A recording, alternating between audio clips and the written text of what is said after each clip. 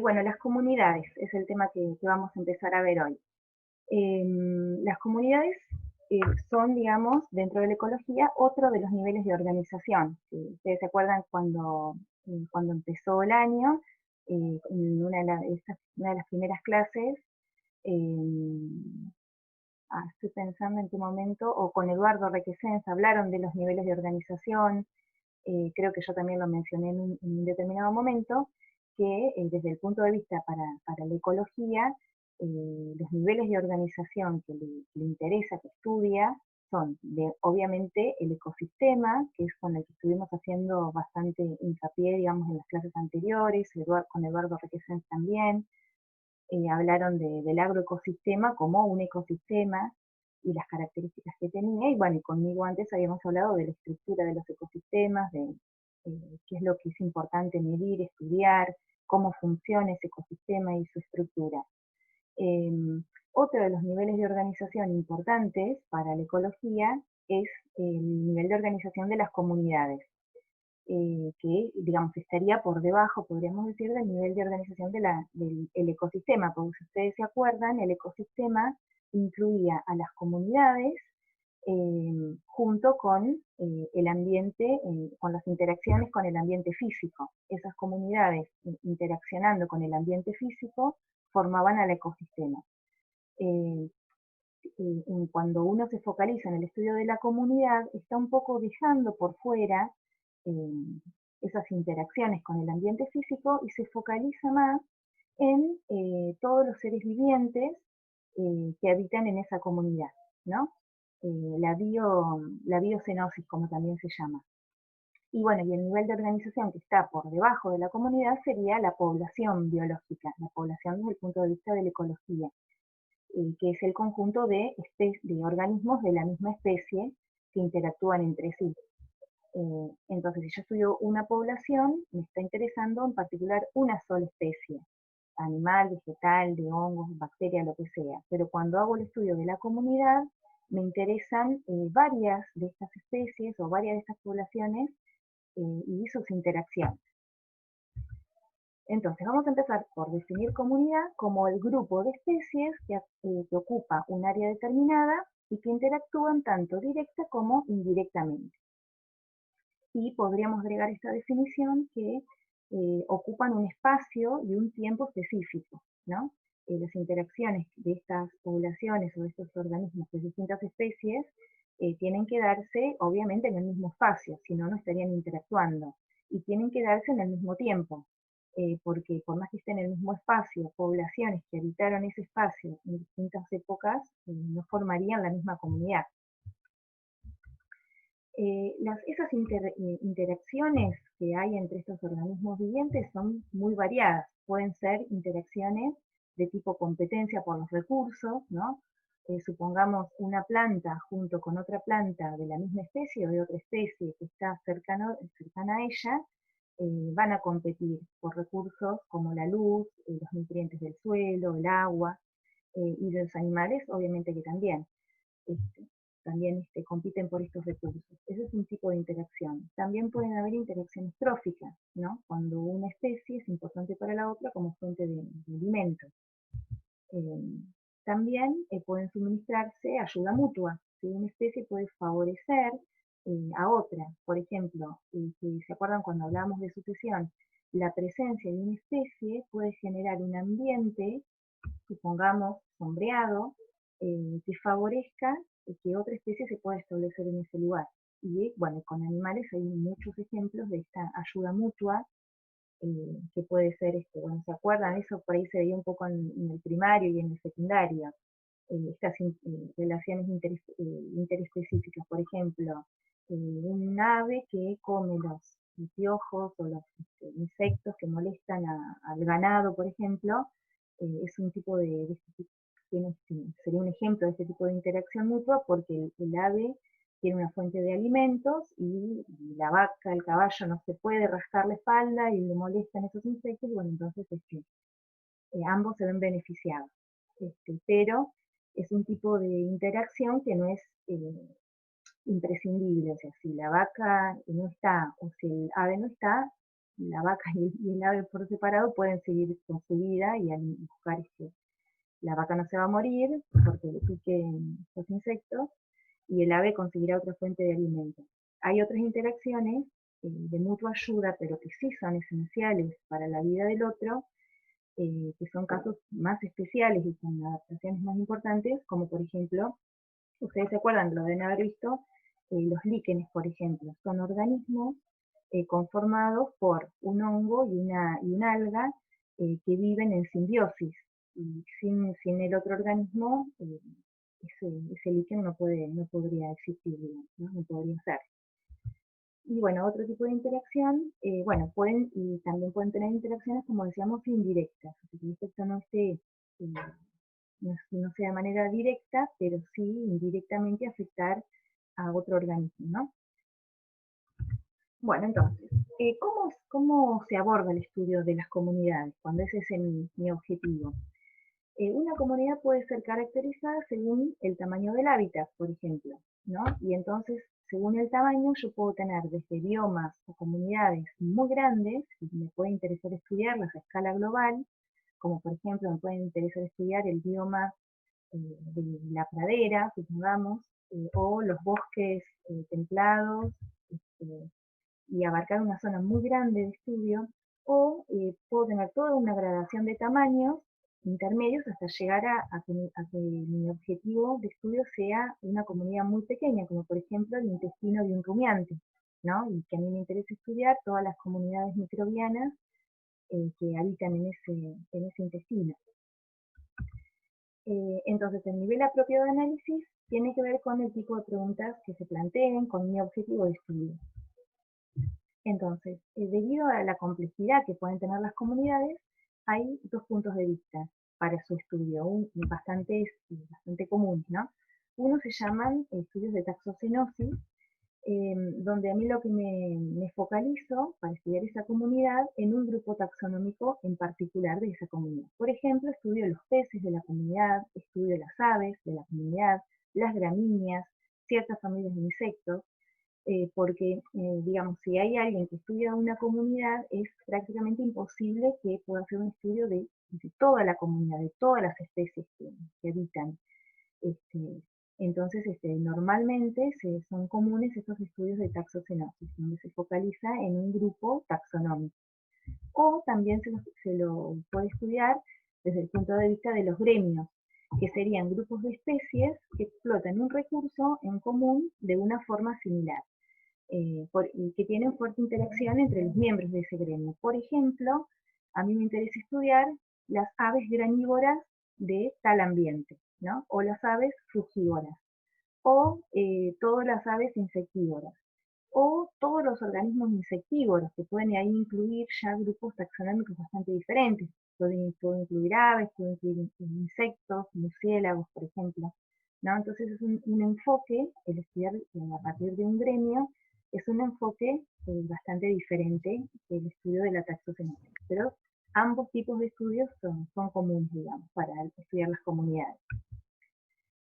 Bueno, entonces, otra manera es, o sea, sobre todo, bueno, cuando uno hace el estudio de gremio, aparece este concepto de grupo funcional. Que los grupos funcionales son grupos de especies según su respuesta al entorno. Respuesta al entorno, características de su ciclo vital o rol dentro de la comunidad, ¿no? O sea, yo tomo miro a la especie, no según su nombre científico o a qué grupo taxonómico pertenece, sino analizando más su rol en la comunidad. ¿Por qué es importante esa especie en esa comunidad? ¿Es un importante depredador? ¿Es un importante productor? Tiene, digamos, qué tipo de interacciones influyen mucho en su comunidad. Entonces, está importando el papel que desempeñan en el funcionamiento de ese ecosistema, ¿no? Por ejemplo, la herbivoría, la descomposición de la hojarasca, la polinización, por ejemplo, me puede interesar algunas especies de insectos, por ejemplo, con su rol como polinizadores, la ruta metabólica de fijación del carbono, por ejemplo, si estudio plantas que sean C3, C4 o CAM, etcétera, ¿no? En el estudio de la comunidad me está importando entonces más su rol en el ecosistema. Bueno, entonces vamos a ver que las comunidades se caracterizan por ciertas propiedades emergentes. No sé si ya hemos hablado de propiedades emergentes o han escuchado esa palabra, ¿no? Pero cuando se acuerdan, cuando hablábamos de que los sistemas eh, tienen una función, un sistema, por ejemplo un reloj, cumple una función. Y habíamos hablado también que todos estos niveles de organización de la naturaleza, desde el bioma hasta la célula o hasta el átomo, todos los podemos ver como si fueran sistemas.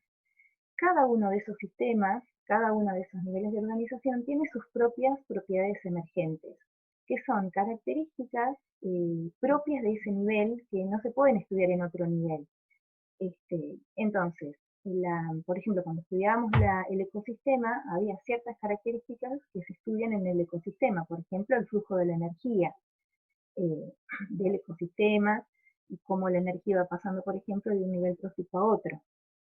Bueno, para la comunidad hay ciertas propiedades emergentes que son exclusivas de la comunidad y que no se pueden estudiar en otro nivel de organización, ¿no? Esas propiedades emergentes son la estructura de la red trófica, que si bien, digamos, el tema de la red trófica un poco se tocaba con ecosistemas también, algunos, al ser dos niveles de organización tan vinculados, en algunos de estos aspectos es difícil poner un límite, digamos, ¿no? Pero la red trófica también se estudia en cuanto a qué especies son las que van participando en la comunidad. Otra de las propiedades emergentes es la pirámide de números o pirámides de biomasa, que se relaciona mucho con la estructura trófica o la red trófica. Y los dos más importantes son la estructura de la comunidad, que ahora vamos a ir explicando cada uno de ellos, y la diversidad específica de una comunidad. Que la diversidad específica a su vez tiene esos dos componentes, la riqueza específica y la abundancia relativa. Entonces, durante la clase de hoy vamos a ir hablando de cada una de estas cuatro propiedades emergentes que me sirven y que me permiten caracterizar a una comunidad. Bueno, con respecto entonces a la estructura de la red trófica, que son, como decía un poquito lo vimos cuando hablamos del ecosistema, son representaciones abstractas o diagramas descriptivos de las relaciones tróficas dentro de una comunidad, ¿no? Es una trama urdida por el flujo energético. Si se acuerdan que el flujo de la energía va a ir pasando a través de esa comunidad, eh, pasando, digamos, entre nivel trófico a nivel trófico, empezando por los productores. Y se reconoce normalmente un número finito de niveles tróficos, ¿sí? O sea, más bien corto, bueno, si la cadena trófica es acuática, normalmente puede tener más niveles tróficos, pero hay un nivel finito justamente porque estamos hablando del flujo de la energía. Y se acuerdan y repasamos un poco que la energía fluye y entra una determinada cantidad, pero como esa determinada cantidad, en la medida que va pasando de eslabón en eslabón, se va perdiendo gran parte de esa energía, entonces no puede sostener un número infinito de niveles tróficos. Cuando se terminó la energía, porque se fue disipando en forma de calor, bueno, ahí terminó el nivel trófico. Y bueno, y los componentes que tenían eran los productores, herbívoros, carnívoros, de primer orden y de segundo orden, omnívoros, detritívoros y descomponedores. Y las estructuras son complejas interrelaciones. Se establecen verdaderas redes que son muy interconectadas, ¿no? O sea, más allá de la idea que uno tiene de la cadena lineal, la realidad es que normalmente son más bien como redes con más interrelaciones, ¿no? Sus conexiones tienen una amplia variedad de interacciones entre especies y raramente siguen un camino lineal, ¿no? Y bueno, acá hay ejemplos, ya habíamos visto también la otra vez, donde se puede ver, sobre todo lo importante de ver es que son más bien redes, más que con flechas que van y vienen, más que una cadena lineal. Bien, entonces ya hablamos de las estructuras tróficas, ahora vamos a hablar de la segunda de las propiedades emergentes, que son las pirámides de números y las pirámides de biomasa. Estas pirámides y números son representaciones esquemáticas de o el número de individuos, cuando hablamos de la pirámide de números, o de la biomasa de los organismos pertenecientes a los distintos niveles tróficos, y que se representan en forma de pirámide, ¿no? Usualmente se consideran los productores primarios, consumidores secundarios y descomponedores para construir estos gráficos, ¿no? Y acá tenemos algunos ejemplos.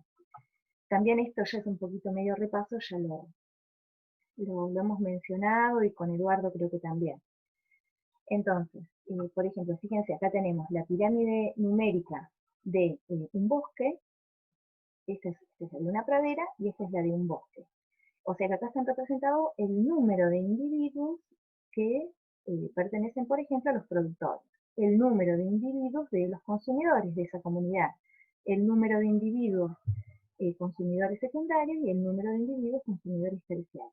Y acá lo mismo para, en el caso de una pradera, donde tengo el número de productores, el número de consumidores. Y fíjense que diferentes son en su forma, ¿no? Por ejemplo, en este caso, la pradera y el bosque. Fíjense que en esta del bosque, sobre todo que llama la atención, cómo es la base tan pequeña, ¿no? Tan estrecha. Y bueno, justamente es porque se están representando el número de individuos. En un bosque los individuos son árboles y cada individuo ya de por sí tiene una grandísima biomasa. O sea, si yo esto lo tradujera a biomasa, seguramente los dos estarían representados con una base mucho más ancha y quizás incluso podría llegar a ser mucho más ancha la base si a estas dos pirámides las transformáramos en pirámides de biomasa en vez de número de, de organismos, ¿no? Pero bueno, son maneras de representarlo y de estudiarlo. Y en este lado tenemos pirámides esta era de números, estas son de biomasa, ¿no? Y tenemos en este caso una comunidad acuática y una comunidad terrestre, ¿no? Y lo que se puede ver es que también llama la atención que cómo podría ser posible que en una pirámide de biomasa los productores tengan la base sea tan finita, ¿no? ¿Cómo se explicaría esto? Digamos, se supone que de estos tienen que alimentar a estos. ¿Cómo hacen? ¿Por qué? ¿Cómo podría explicarse que la biomasa de estos sea tan pequeña? ¿Cómo podrían sostener, digamos, el nivel trófico que sigue? ¿Qué les parece? Porque aportan mucha energía pese a ser pequeños, o porque son mucha cantidad. Por otro motivo, ¿Porque se regeneran? O sea, ¿se reproducen rápido? exactamente, es por la tasa de reproducción. Son pocos, pero tienen una alta tasa de reproducción, entonces, en definitiva, como que uno no estaría acá representando la cantidad de organismos. Esto sería como una foto instantánea, y en realidad, digamos, hay poco. Algunos son comidos, otros logran reproducirse rápidamente y bueno, y son suficientes como para sostener al siguiente nivel trófico. Vale. Bueno, entonces, vamos ahora sí entonces a la tercera propiedad emergente de las comunidades, que es la estructura, ¿sí? Y tiene varios componentes a su vez. Entonces, la estructura de la comunidad. ¿Cómo se estudia la estructura de la comunidad? Cuando hablo de la estructura me estoy refiriendo a las características físicas de esa comunidad, cómo la veo, cómo es. Y tiene, ¿cómo es? Digamos, lo que lo están conformando, digamos, son los factores abióticos, ¿no? Van a formar parte, digamos, en cómo yo voy a ver a esa comunidad, por ejemplo, la cantidad de luz que llega al piso, de un bosque, por ejemplo, y los factores bióticos sobre todo, ¿no? O sea, qué organismos hay, cómo se disponen esos organismos, qué tan grandes son, cómo se distribuyen entre ellos, van a hacer a esta estructura. Entonces, normalmente, sobre todo en los ecosistemas terrestres, que son los que más nos interesan a nosotros estudiar, eh, los vegetales son los que más van a influir en este aspecto o en esta estructura de la comunidad. y vamos a introducir el término de fisonomía de la comunidad. La fisonomía se define como la apariencia externa de la vegetación, ¿no? O sea, es como si ustedes imagínense que van viajando y van viendo por la ventanilla los paisajes, entonces les va quedando una idea de los paisajes que fueron atravesando, si fueron atravesando bosques, si fueron atravesando pastizales, si fueron atravesando desiertos, las estepas, ¿no? Más allá de qué especie es la que había, porque no la llegaron a ver, pasaban rápido, salvo que tengan muy buen ojo, ¿no? Y muy buen ojo botánico para decir, estaba tal especie presente en esa comunidad, o una especie que obviamente sea muy evidente, a uno le va quedando la idea general de qué tipo de vegetación había, qué tipo de vegetación dominaba. Y a eso se le llama la fisonomía. Y la fisonomía está compuesta entonces por una estructura espacial eh, que se analiza desde un punto de vista vertical y desde un punto de vista horizontal, y una estructura temporal o funcional, ¿no? O sea, cómo acá ya entraría, digamos, a pequeños cambios de ese aspecto en el día o en las estaciones, ¿no? Entonces, en cuanto a la estructura espacial vertical, cada comunidad puede definirse, se puede definir en cada comunidad una estructura vertical, ¿no? Distinta, dada por la cantidad de estratos que puede tener esta vegetación, ¿no? Eh, y estos estratos a su vez están definidos por el tipo biológico o las formas de crecimiento. Por ejemplo, si tengo árboles, van a tener obviamente una altura mucho mayor que un arbusto, que una hierba.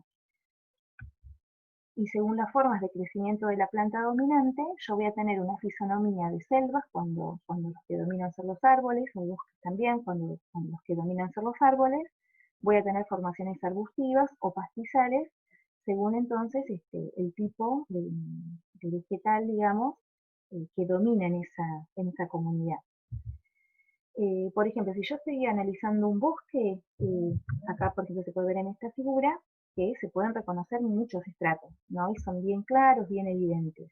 Por ejemplo, el estrato de las plantas emergentes, que son esos árboles que salen, que sobresalen, ¿no? Están más expuestos a las condiciones atmosféricas, tienen hojas más pequeñas y resistentes. Luego está el dosel, que es el grosso, diríamos, ¿no? De todos los árboles que forman y cierran el techo, digamos. Y luego está el estrato de los dominados, o sea, árboles más pequeños, ¿no? Que ya no están formando parte de ese dosel, que normalmente tienen hojas más anchas y más largas para aprovechar mejor la luz, y otras estrategias para incorporar nutrientes. Y ya en el piso del bosque vamos a encontrar juveniles y plantas herbáceas, ¿no?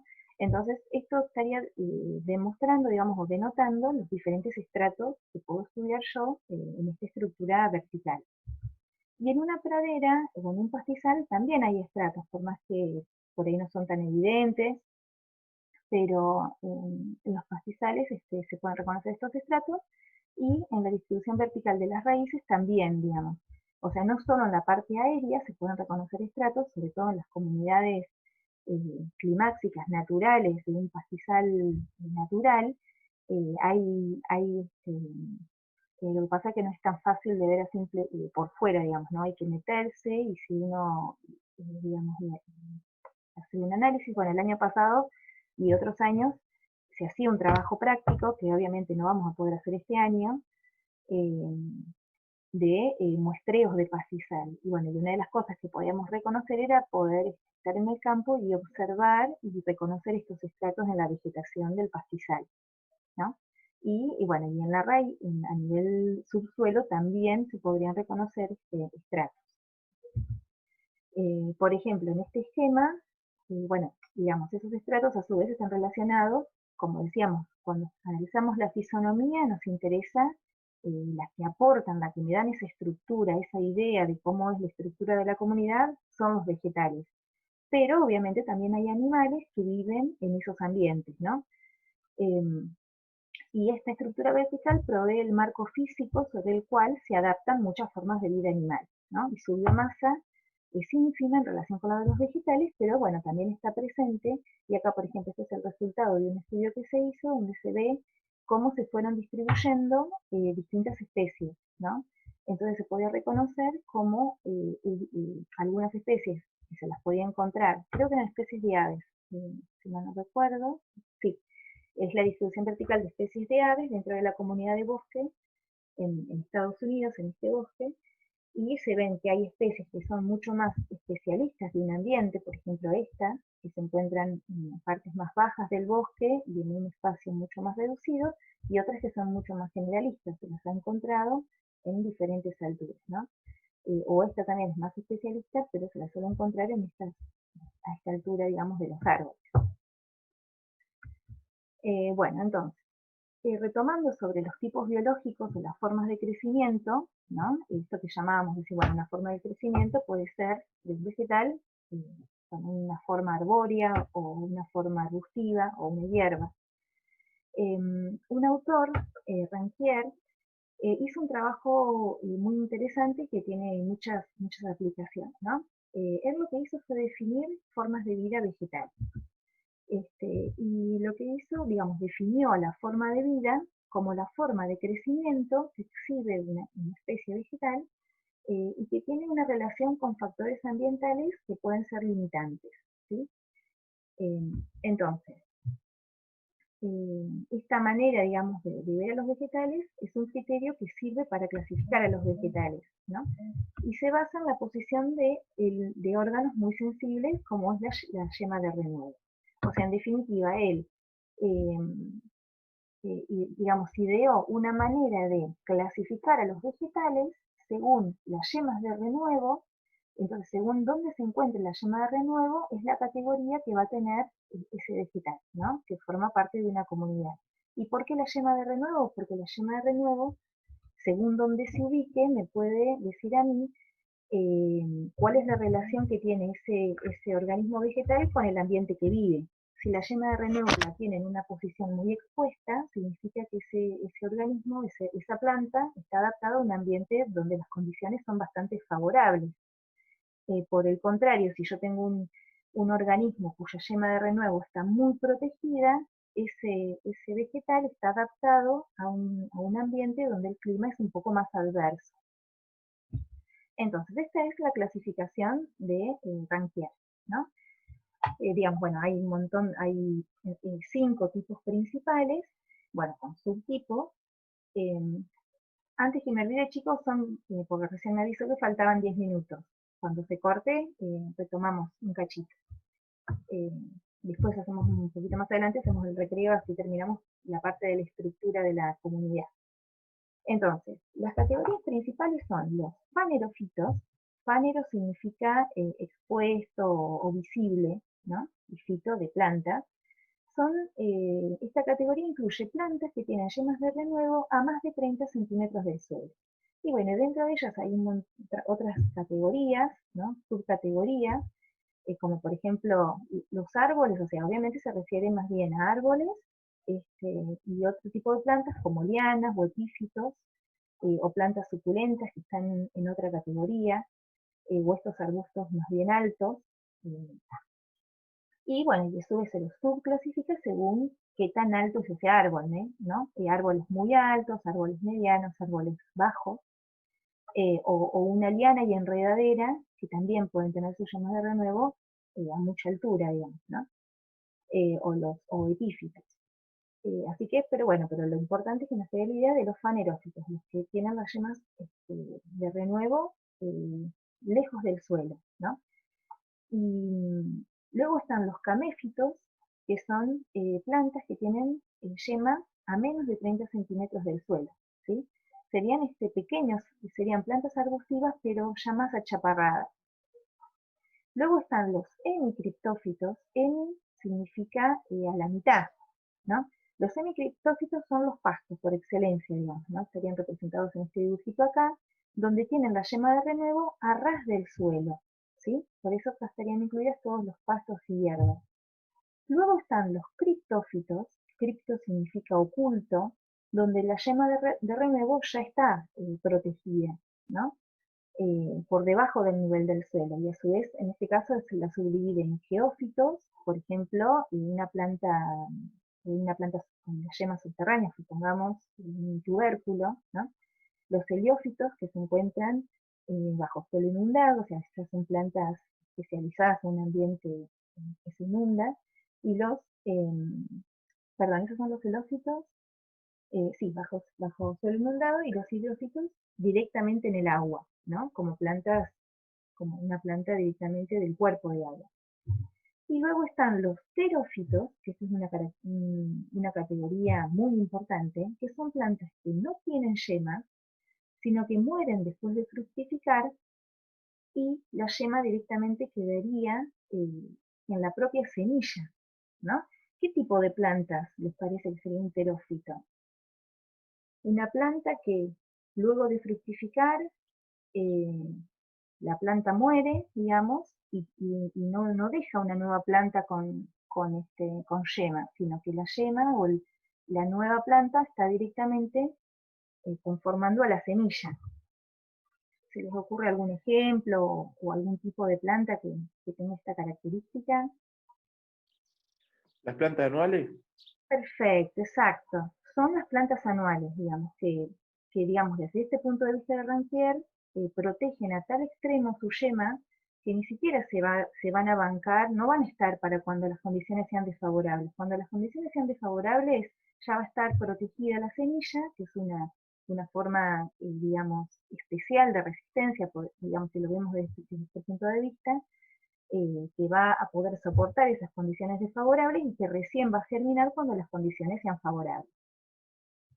Vale. Entonces, se puede entonces uno con estas categorías hacer como una secuencia, ¿no? Desde los fanerófitos hacia los terófitos, ¿no? Con todo un gradiente de situaciones que se interpretan como una respuesta a situaciones climáticas progresivamente más adversas. Diríamos desde los fanerófitos, que viven con condiciones ambientales buenas, sin grandes limitaciones, hasta los terófitos, que sería el otro extremo, donde las condiciones serían las más adversas, que tendrían que soportar que podrían soportar esas plantas, ¿no? Y entonces, en definitiva, uno va a una comunidad y si quiere hacer este tipo de estudios, tiene que caracterizar a las especies en estas categorías. Más allá del nombre científico que puedan tener esas especies, se las caracteriza y se puede hacer una descripción gráfica de esas especies esa descripción gráfica se llama espectro biológico. Y es una descripción conceptual de la fisonomía de la vegetación, ¿no? Entonces, el espectro biológico es una representación, ahora les voy a mostrar, en forma de diagrama de barras, de porcentajes de especies pertenecientes a cada tipo biológico presente en mi comunidad. Se realiza en base a una lista de las formas de vida de todas las especies de una comunidad y da una imagen de la fisonomía de la vegetación y permite interpretar diferencias ecológicas de los sitios estudiados, identificando qué factores climáticos son los limitantes en ese ambiente. Entonces, fíjense, por ejemplo, algo así son los espectros biológicos. Después, en la próxima clase, cuando nos volvamos a ver, la idea es poder trabajar un poco con estos espectros biológicos. No sé si pedirles que los construyan, les voy a ver. La construcción es muy sencilla, porque es un diagrama de barras, o por ahí yo les traigo algunos para que podamos trabajar. Entonces se tiene, digamos, el listado con el porcentaje de especies de las distintas categorías, que acá están todas codificadas, ¿no? Estos serían los megafanerófitos, los fanerófitos, bueno, las suculentas, estos serían los hemicriptófitos, los pastos, y los terófitos, ¿no? Esas son las categorías que les decía las más importantes. Y bueno, y se representa en este diagrama de barras. Entonces, por ejemplo, yo puedo ver mirándolo y decir, bueno, en esta comunidad hay un 25% de hemicriptófitos, ¿no? O sea que lo que más abundan son los pastos. Después vamos a ver detalles, ¿no? Estamos hablando del número de especies, pero también se hace con el porcentaje de cobertura que presenten esas especies. Hay bastantes terófitos, árboles hay bastantes también. Entonces uno va analizando y se va haciendo, sin haber ido a esa comunidad y sin haberla visto, puede, analizando el espectro biológico, tener una idea de qué es lo que dominaba en esa comunidad, ¿no? y en consecuencia, según cuál es el tipo biológico dominante, interpretar si es una comunidad donde hay factores limitantes importantes o no. A ver, creo que acá tenía... no, ahora después les voy a mostrar en unos ejemplos, otros dos ejemplos, ¿no? Entonces, Ranquier caracterizó distintas regiones geográficas en base a sus espectros biológicos y con la información obtenida de las distintas zonas del globo construyó el espectro biológico normal o promedio y lo utilizó como elemento de comparación, ¿no? Entonces, las diferencias entre un espectro biológico y el espectro biológico normal permiten inferir las características climáticas generales de una zona, ¿no? Y esto es así porque la vegetación de un área con un clima determinado va a estar relacionado con un espectro biológico característico, ¿no? O sea, uno va a poder decir, bueno, si en una selva obviamente van a dominar los árboles de distintas alturas, en cambio en un pastizal obviamente los que van a dominar van a ser los hemicriptófitos, o también puedo tener una sabana arbustiva donde tengo muchos hemicriptófitos, pero también hay caméfitos, o árboles, estos, los nanofanerófitos, que eran los árboles más bajitos, ¿no? O puedo no tener nada o tener muy pocos espectros biológicos presentes, tener muy pocos tipos biológicos presentes y que sean muy abundantes los terófitos. Entonces estamos, por ejemplo, estaba diciendo entonces que a partir de ese espectro biológico normal o promedio se pueden comparar con distintos espectros biológicos construidos de comunidades de cualquier lugar, ¿no?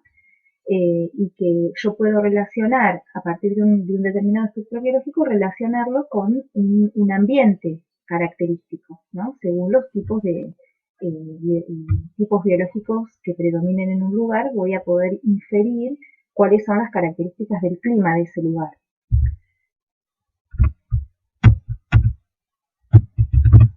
Se me trabó, a ver.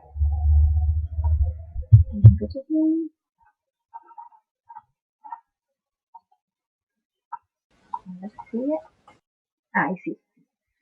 Entonces, acá por ejemplo, fíjense, este es un ejemplo de un espectro biológico. Este es el espectro, como les decía, es espectro biológico normal o típico, ¿no? Donde sirve, digamos, de comparación, ¿no? Pero, digamos, si yo, digamos, donde hay un número, un 45% aproximadamente de fanerófitos, un 10% de caméfitos, hemicriptófitos, un 25%, estos son los estaban ocultos, ¿no? Acá lo llaman, los criptófitos y terófitos.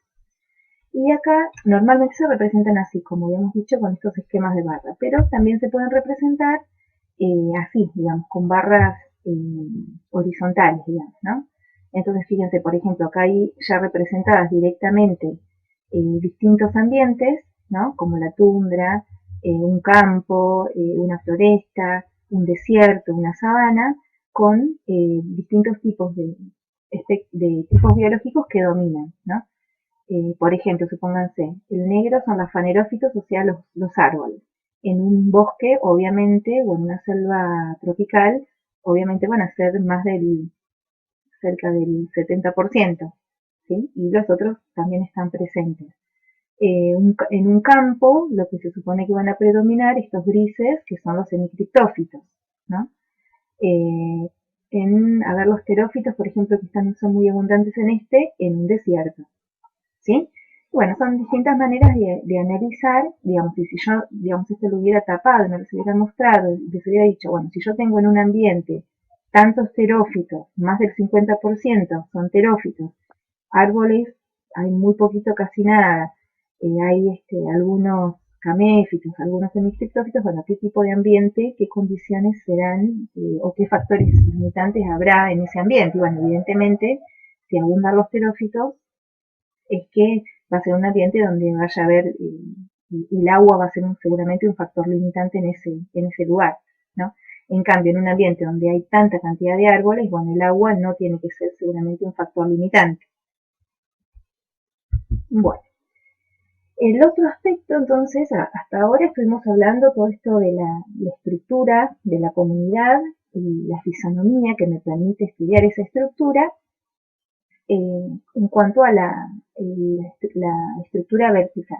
Pero también se puede hacer se hace un análisis horizontal de la comunidad, ¿no? Entonces, digamos, si nos movemos a lo largo del paisaje, la estructura física va cambiando, ¿no? Y a eso se llama zonación. Puedo encontrar diferentes diferencias en distintos lugares desde el punto de vista horizontal, ¿no?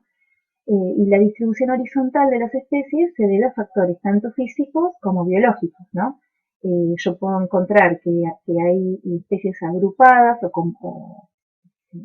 por, por interacciones positivas o por el contrario, bien separadas por interacciones negativas entre ellas o por condiciones físicas que favorecen o no que en ese lugar se encuentren determinadas especies, ¿no? Entonces, está dado por los tipos biológicos, por la distribución espacial de las especies y por la densidad de las especies. Obviamente, cuanto más densidad tengo de organismos, más amontonados van a estar, quieran o no quieran, digamos, simplemente por la propia densidad. Y si tengo una baja densidad, va a permitir que se agrupen o no según estas interacciones entre ellos. Entonces, una especie, por su distribución, puede cambiar la estructura de toda una comunidad, puede cambiar la fisonomía. No es lo mismo, digamos, que estén distribuidas homogéneamente en un lugar o que estén la misma cantidad de individuos amontonados en distintos manchones. Entonces, bueno, en ecología se estudia mucho, sobre todo se estudia más en el nivel de organización de la población, que existen patrones de distribución espacial de los organismos en una población. Yo lo menciono acá para que ustedes tengan una idea nada más, porque pero en realidad es un estudio que se hace a nivel de población. Y básicamente se encuentran tres patrones básicos en cómo se los puede encontrar a los organismos, ¿no? Uno es la distribución uniforme, donde los organismos están lo más lejos posibles unos de otros, ¿no? Esto puede deberse, acá hay un ejemplo, ¿no? Puede deberse a interacciones negativas entre ellos, ¿no? O sea, es en realidad el principal factor. Por ejemplo, en este caso, en un ambiente desértico, las plantas, cuanto más lejos posible estén unas de otras, van a competir menos por los recursos, ¿no? Y es el concepto que se sigue cuando en una plantación, poner a los organismos lejos, digamos, o sea, dentro de una distancia prudencial para aprovechar el terreno, pero lo más lejos posible para que no compitan entre ellos, porque si los pongo todos amontonados, no van a poder crecer bien porque les va a faltar luz, nutrientes, agua, etcétera, digamos, ¿no?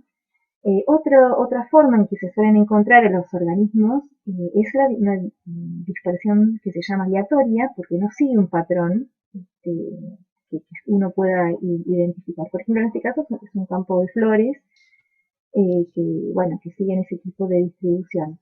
Y otra es la dispersión agrupada, ¿no? Acá en este caso, por ejemplo, se ven estos ágaves amontonados en manchones, en islotes, todos juntitos. Y en animales es muy común también encontrar estos patrones de distribución también se estudian para los animales. En el caso, por ejemplo, de los animales, la dispersión de tipo agrupada suele darse porque hay interacciones positivas, por ejemplo, animales que viven en familias o animales gregarios. En este caso, en el caso de los vegetales, suele darse por condiciones ambientales, ¿no? Condiciones sedáficas seguramente, de drenaje, que permite que los ágaves se desarrollen en este pedacito de suelo y quizás acá ya no, porque hay una pequeña pendiente que, bueno, digamos en esta imagen es imperceptible o cuando uno mira el paisaje muchas veces bueno, ustedes lo deben haber visto o lo estarán viendo en edafología, ¿no? Que una pequeña inclinación del terreno tiene implicancias importantes en el drenaje, en el tipo de estructura de ese suelo y que, bueno, que para ciertos vegetales una pequeña diferencia es crucial para que pueda establecerse o no. Y eso puede llevar a este tipo de distribución espacial.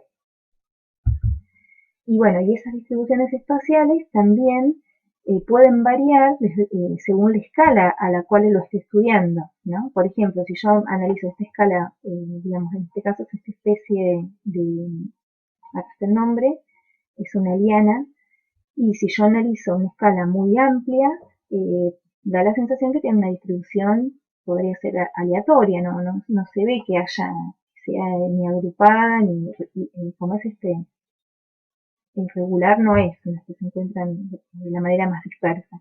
Y en la medida que yo voy bajando de escala, puede ir cambiando la manera en cómo describo esa distribución espacial, ¿no?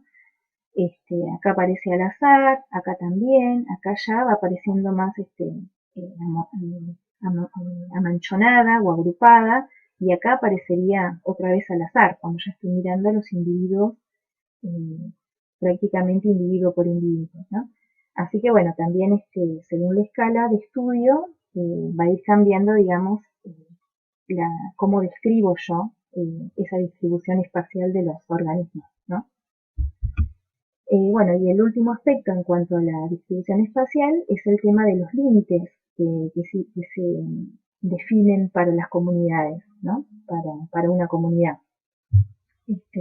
Las diferentes agrupaciones de especies, que son características de diferentes ambientes físicos, me van a, digamos, poder permitir delimitar una comunidad.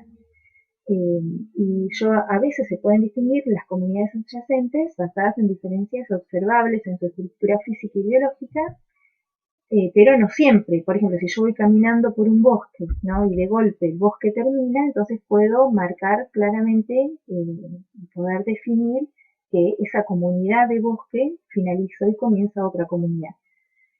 Pero bueno, no siempre es fácil, digamos, no siempre ese límite está bien claro y no siempre es fácil definir ese límite, ¿no? Si la transición entre dos comunidades es brusca, no habría problema, ¿no? Pero si la composición de especies y los patrones de predominio van cambiando gradualmente, o sea, algunas especies van haciéndose cada vez menos abundantes y empiezan a aparecer otras que cada vez son más abundantes de una manera gradual, entonces es más complicado poder marcar un límite entre las comunidades. Y bueno, y hay muchas teorías que hablan sobre si se puede o no se pueden definir los límites, que no importan, no vienen ahora, no vale la pena profundizar tanto. Bueno, entonces, volviendo a repasar, estamos analizando la fisonomía de la comunidad con su estructura espacial, tanto vertical como horizontal, y nos quedaría hablar de la estructura temporal o funcional de esa fisonomía, ¿no? Entonces, los organismos se ajustan a ciclos y a ritmos temporales, día-noche, las estaciones. Entonces, la estacionalidad son estos cambios en la estructura de la comunidad en cada estación del año. O sea, esa fisonomía de esa comunidad no la voy a ver siempre igual, la voy a ver diferente según el momento del año. Un caso extremo podría ser un bosque caducifolio, ¿no? Donde depende de la estación del año, va a seguir siendo un bosque, van a seguir dominando las fanerófitas, pero el aspecto va a ser muy diferente según el momento en el que lo esté observando, ¿no? Y la fenología, que es el estudio de los cambios ambientales sobre esos organismos, digamos, ¿no? Cómo los organismos van cambiando por los cambios ambientales. Y la cronología de los fenómenos es decisiva para las interacciones biológicas, ¿no? Va a haber, según esos cambios en esa comunidad, las condiciones para los organismos van a cambiar. Va a cambiar, por ejemplo, la disponibilidad de alimentos, los lugares de anidamiento, los refugios, la temperatura, la disponibilidad de luz, bueno, etc. Hay algunos estudios, ¿no?, que han hecho por ejemplo, en este caso, que tienen que ver, digamos, con estos cambios temporales, ¿no? Y especies que se han adaptado, por ejemplo, en este caso, son especies que son polinizadas por los mismos polinizadores, pero que se hizo un estudio en detalle para ver en qué momento producen en qué momento, digamos, se abren, digamos, no me sale la palabra. Entonces se pudo ver que una, digamos, es más amplia en el momento en el que se abre para recibir a los polinizadores, y la otra, estas son las horas del día, ¿no? La otra lo hace, si bien se superponen un poco, en este momento se están superponiendo, o sea, en este momento, en estas horas del día, las dos estarían abiertas, pero esta está plenamente abierta y esta recién se está empezando a abrir. Entonces eso facilitaría, digamos, sería se podría ver como un ejemplo de una adaptación, una coevolución entre estas dos especies para no competir, para diferir espacialmente un poquito sus nichos biológicos, para que bueno, los polinizadores polinicen a uno en un momento y a otra en otro momento, ¿no? Bueno, entonces, bueno, también decía que hay factores muy esporádicos, como los volcanes o los huracanes. ¿Se acuerdan que el otro día cuando hablamos de sucesión hablábamos de que estos cambios o estos eventos parecieran totalmente, digamos, fuera de un ciclo, que no afectarían a los organismos? Sin embargo, o sea, que no afectarían, me refiero a que los organismos no logran adaptarse a esos procesos como ciclos. Pueden generar también adaptaciones en los organismos con tiempos generacionales y de vida superiores a estos factores de tensión. Bueno. Después, otros ejemplos, digamos, relacionados con estos patrones temporales, puede darse, por ejemplo, en los pastizales pampeanos, las flechillas y otros grupos de plantas, C3, aparecen en primavera, y en primavera dominan, digamos, ¿no? En el verano aparecen otras plantas C4 más adaptadas a situaciones más de altas temperaturas y sequía, digamos, y luego vuelven a predominar las plantas C3. O sea, que a lo largo del año, según las condiciones vayan cambiando, no es que unas están y otras no están, pero se hacen más abundantes en los momentos en los que pueden explotar los recursos, digamos, de una manera más eficiente que las otras. Y bueno, con respecto a los rasgos morfofuncionales, se refiere, digamos, a ritmos, digamos, estos serían ejemplos, ¿no? Por ejemplo, ritmos foliares, que la planta sea áfila, o sea decidua, o perennifolia, o semiperenne, habla, digamos, me permite a mí también interpretar, me da ideas, digamos, de la fisonomía de esa comunidad, ¿no? Por ejemplo, si tengo obviamente plantas que son la mayoría caducifolios o de hojas deciduas, entonces me da idea de que ese ambiente tiene en algún momento una estación que puede ser por sequía muchas veces, la caída de las hojas, o de frío. Un momento en el año donde los recursos van a ser escasos, digamos, ¿no? La morfología de las hojas también, el tamaño, la textura de las hojas me van a dar idea de las características del ambiente donde viven esas plantas. Y otros rasgos distintivos, como por ejemplo la presencia de espinas, también, digamos, es una característica que representa una adaptación a un clima donde hay escasez de agua. Bueno, ahora tendríamos que pasar a el último aspecto, que de la última de las propiedades emergentes, que es la diversidad específica. No sé si ustedes quieren que continuemos o quieren que hagamos unos 5 minutitos. Quedaba hablar entonces de la última de estas propiedades emergentes, que es la diversidad específica, que también, digamos, tanto la estructura, que ustedes vieron que tiene todo un desarrollo, que es con su estructura vertical, horizontal y temporal, son, digamos, es importante, digamos, ¿no? Y el otro aspecto bastante importante también de la comunidad, para el estudio de la comunidad, es la diversidad específica de la comunidad. Si podemos también, vamos a hacer, digamos, tanto como con los aspectos biológicos de la estructura, vamos a hacer alguna actividad, y de la diversidad específica, si podemos también, porque bueno, el año pasado lo trabajamos en el aula, y bueno, entonces fue, digamos, más sencillo hacer los cálculos y demás para ver cómo se calcula la diversidad. Así que bueno, por ahí vamos a ver cómo se puede adaptar para las próximas clases.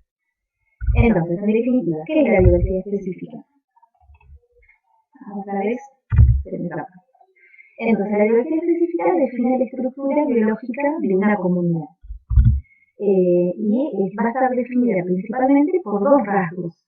Uno va a ser el número de especies de una comunidad, que también se la llama la riqueza específica. Y otra va a ser la abundancia relativa de esas especies, ¿no? Esos dos aspectos me van a interesar o van a componer a la diversidad específica de una comunidad. Con respecto a la riqueza de especies, entonces, es el número de especies de una comunidad expresada en una lista o recuento, ¿no? Es la medida más simple para caracterizar una comunidad. Por ejemplo, si a mí me interesa estudiar, supónganse, la comunidad de pastizal que se encuentra, supónganse, vieron todo ese campo que está al lado de la facultad, yo quiero estudiar ese campo, quiero estudiar esa comunidad, entonces puedo ir y hacer un listado de especies, ¿no? Y tener una idea de, con ese listado de especies, tener es una manera de caracterizar a esa comunidad. Y esa lista de especies, con nombres científicos, es lo que se llama la composición florística, ¿no? El listado de las especies vegetales que conforman a la comunidad. Pero bueno, ustedes imaginarán que en la práctica es difícil. ¿Por qué? Primero por cuestiones taxonómicas, ¿no? Hay que saber bastante de botánica. Si yo lo que quiero es transformar los nombres científicos de todas las especies que están en esa comunidad, sola no puedo ir, necesito a alguien que sepa bastante de taxonomía, que sepa reconocer a las especies, y más las gramíneas, las compuestas, que son grupos difíciles de caracterizar taxonómicamente, ¿no? Generalmente solo se puede establecer un recuento de una submuestra. Ese es otro tema, no puedo censar todo, ¿no? Tengo que definir una muestra, y bueno, con todas las técnicas de muestreo que deben haberse también en otras materias, que bueno, van variando según el tipo de estudio que tengo que hacer, pero obviamente no voy a mirar planta por planta de todo ese campo, ¿no? Voy a tomar muestras y definir ir anotando, digamos, ir haciendo, bueno, normalmente se recolectan plantas para analizar después en el laboratorio, y voy haciendo este listado de especies. ¿Hasta qué número de muestras debo tomar? ¿No? ¿Cuántas muestras debo tomar? Bueno, normalmente es hasta que el número ya no cambie, ¿no? Entonces, si con una muestra, supónganse que se toman por superficie, supónganse tomé 2 metros cuadrados, ese fue mi tamaño muestreal, de esos 2 metros cuadrados, supongamos, recolecté y anoté todas las especies presentes y veo que tengo 10 especies. Tengo que ir probando, aumentando mi superficie de muestreo hasta que veo que ya realmente llegué ya no aumenta mucho más el número de especies. Supongamos, aumento la superficie y llego a 11 especies. Y aumento y sigo en 11. Entonces hay un compromiso, ¿no? Siempre uno quiere, en los muestreos, quiero hacer el menor esfuerzo posible, porque el esfuerzo es dinero y es tiempo, que son recursos escasos, pero tener a su vez una información que me sirva, ¿no? Si lo hago por ahorrar, digamos, mi muestreo está mal hecho, bueno, toda mi investigación no va a tener sentido, ¿no? Tiene que estar sustentada en un muestreo bien realizado. Entonces, dentro del conjunto de especies que componen esa comunidad, no todas las especies son igualmente iguales, ¿no? Yo ya tengo mi lista de especies, supongamos que tengo 20 especies, pero de esas 20 especies yo sé que algunas están mucho más representadas que otras, ¿no? Algunas son dominantes, podría decir, y otras son raras. Entonces, ahí aparece, digamos, el otro aspecto que tiene en cuenta la diversidad específica. Entonces, si consideramos que las especies con mayor abundancia relativa son las dominantes y otras con menor abundancia relativa, las especies raras, no las puedo considerar que tengan la misma importancia, ¿no? Entonces, si yo las considero lo mismo, estoy ignorando este aspecto que se llama la equitatividad o abundancia relativa de las especies. Entonces, por ejemplo, acá tenemos un ejemplo hipotético. Tenemos 4 comunidades, ¿no? Diferentes, y estas son las especies que se han encontrado en esa comunidad. Ahora en 10 minutos se corta. Y si se corta, retomamos que debe faltar, no sé si llegamos a los 10 minutos, pero digamos, el tema de la diversidad es el último aspecto que vamos a ver hoy. Entonces, si yo, ustedes pueden ver, supongamos, en esta comunidad número 1 La especie A tiene 50 individuos, la especie B 4, la especie C 5 y la especie D 21. Este es el número total de individuos y ese representa la riqueza de especies. En este caso dijimos que hay 4 especies para la comunidad 1. Si yo la comparo con la comunidad 2, en la comunidad 2 también hay 4 especies, la A, la B, la C y la D, pero todas se distribuyen de una manera, todas tienen la misma cantidad, ¿sí? Hay 80 individuos, pero distribuidos de una manera, por eso esto es un ejemplo hipotético, pensado a propósito para poder visualizar estos dos aspectos por separado, ¿no? La riqueza por un lado, que me idea, digamos que es un parámetro importante para hablar de la diversidad que voy a encontrar en una comunidad, pero la equitatividad es también un factor sumamente importante porque el aspecto que yo voy a tener de esta comunidad es completamente diferente a esta. Si yo me lo pudiera imaginar, acá voy a encontrar a todas las especies distribuidas de una manera tan homogénea que no va a haber una que se destaque. En cambio acá, evidentemente la especie A se va a destacar y la voy a estar observando, y cómo se ve esa especie va a influir muchísimo en la fisonomía de toda la comunidad. Y si estas dos especies que están representadas por tan poquitos individuos van a pasar a ser inadvertidas. Bueno, y lo mismo si analizamos estas dos comunidades que digamos, están construidas con la misma lógica de estas dos, simplemente que además tienen muchas más cantidad de especies, tienen ambas dos especies representadas. En este caso, distribuidas de una manera perfectamente homogénea, y en este caso hay especies dominantes, ¿no? La D, la dominante sobre las demás, muchas con una distribución bastante homogénea y especies raras también. Entonces, ahí analizamos el factor riqueza nada más, y si comparamos entonces la comunidad 1 y 2 con la 3 y la 4 tienen igual riqueza. Sin embargo, es evidente que no son iguales. Entonces, se pueden hacer los llamados diagramas rango-abundancia, en este caso están hechas para las comunidades 1 y 2, estas dos que están acá. Están representados acá su diagrama de... no, perdón, la 3 y la 4, eran las que tienen más diferencias. Estas dos están representadas en estos esquemas. Entonces, fíjense, la especie 3, en este diagrama donde yo hago en el eje de las Y, la abundancia relativa, y en el eje de las X, el rango, que es digamos, está representado en orden las especies de la más abundante a la menos abundante. ¿Sí? Ubico las especies en ese rango, las ordeno y las ubico en el eje de las X. Y las grafico. Y se puede ver que en la comunidad 4 hay una especie que tiene una abundancia relativa muy destacada en comparación con un montón que tienen una abundancia relativa muy parecida y otras dos especies que las veíamos como raras. En cambio, en la otra comunidad tiene un aspecto sumamente homogéneo porque todas las especies están representadas con una cantidad igual. Entonces, los índices de diversidad hay varios índices, ¿no? Y son un cálculo matemático que consideran tanto el número de individuos como la abundancia relativa de las especies, ¿no? Uno de los más importantes y más utilizados es el índice de Shannon. Y también, bueno, hay otro también que se suele utilizar y es el índice de Simpson, que ambos consideran la densidad relativa de las diferentes especies.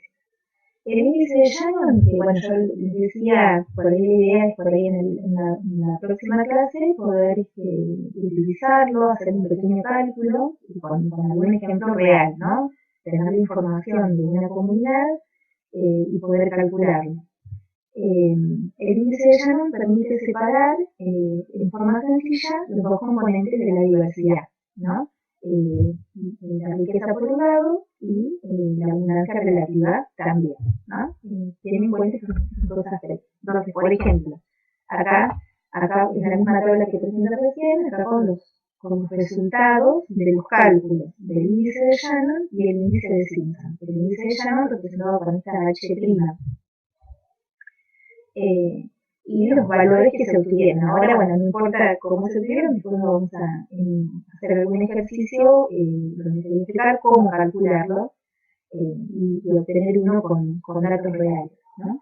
esto está acá lo mismo más grande. Entonces, nosotros podemos ver de las comunidades, la que obtuvo el valor del índice de diversidad más grande es la comunidad 3, que es la comunidad que tenía mayor riqueza y mayor equitatividad, ¿sí? O sea, la equitatividad va a ser un factor que juegue a favor, por decirlo así. Cuanto más equitativa es una comunidad, se la considera que tiene mayor diversidad. Y cuanto menos equitativa es y mayor dominancia hay de alguna especie, entonces, más allá del número de especies presentes, va a ser menos diversa o va a tener un menor valor de índice de diversidad, ¿no? Esta, fíjense que tiene la máxima diversidad, perdón, la máxima riqueza, y esta J es el índice de equitatividad. Las dos que tenían estaban distribuidas perfectamente, tienen un índice de equitatividad de 1, que sería el valor máximo, ¿no? De todas las comunidades, la que obtuvo el menor valor del índice de Shannon es la comunidad 1, porque tiene la menor riqueza y la menor equitatividad. Y luego, con el índice de Simpson, también, digamos, no hubo discrepancias. También con el índice de Simpson, la que tuvo el mayor valor del índice de Simpson es la comunidad 3, y la que tuvo el más bajo es la comunidad 1. Pero lo que difieren es las especies que están en el medio, ¿no? Porque para el índice de la segunda más diversa, para el índice de Shannon, es la comunidad 4, ¿sí? Donde se ve que el peso de la riqueza fue un poco más fuerte, digamos, o influyó más en aumentar ese índice. Y en cambio, para el índice de Simpson, la segunda más diversa es la comunidad 2. ¿Sí? Esas son pequeñas diferencias según en cómo se han calculado, digamos, y lo que valora cada índice. Bueno, ahí habíamos terminado, no me acordaba. Bueno, entonces, esta clase, entonces, digamos, fue como para tener, digamos, los elementos, digamos, más descriptivos de la comunidad, ¿no? Como nivel de organización, qué aspectos son importantes a la hora de estudiar la comunidad, y bueno, principalmente, obviamente, lo que más nos interesan son el estudio de la estructura de la comunidad y el estudio, el análisis de la diversidad de una comunidad.